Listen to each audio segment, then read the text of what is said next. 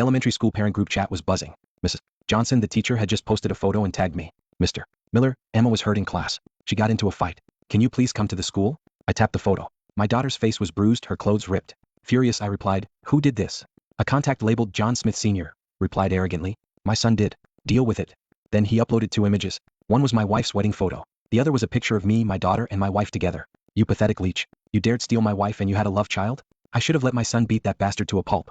The chat went wild. A torrent of abuse was aimed at me and my daughter. I gunned my car toward the school, firing off messages to my company's legal department. Draft a divorce agreement based on our prenup. Make sure Chloe gets nothing. She's gonna be out on the street. Also, my daughter got attacked at school. Get down there ASAP. I want these people to pay. Using my money to fund a boy toy and a kid? That's just nuts.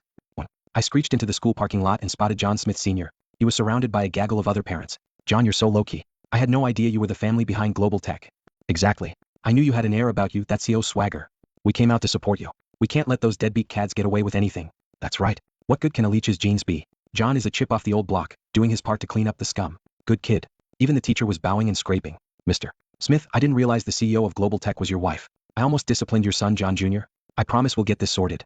John Smith Sr. puffed out his chest, basking in the fawning attention, strutting like a prize rooster. After Chloe and I got married, she always talked about building her empire. I funded her attempts. A boutique, a salon, a yoga studio, they all went bust. But she was relentless. After her latest failure, she declared she wanted to be a CEO. So I put my smallest company, Global Tech, under her control. Now that was being used by John Smith Sr. to stroke his ego and win over the PDA. Seeing me approach, the parents who'd been so friendly now scowled, looking at me like I was a piece of garbage. Mrs. Johnson strode up to me, her face like stone.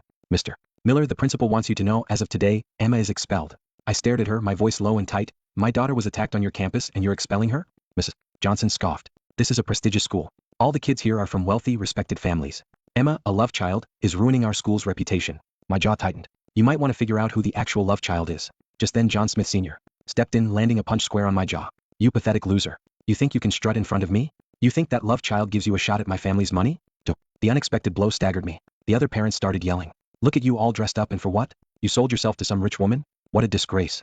Some guys play it cool but they're scum inside. They'll drop to their knees for a woman with a fat wallet. Deadbeat dads are the worst. Their kids should just be gone. The yelling and accusations drew a crowd.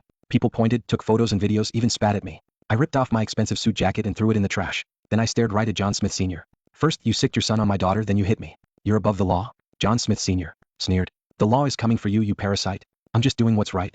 What's there to be afraid of? You knew my wife was the CEO of Global Tech and you used that to manipulate her. But I'm her real husband. If I wanted to wipe you and your kid off the map, Chloe wouldn't even bat an eye. The other parents chimed in.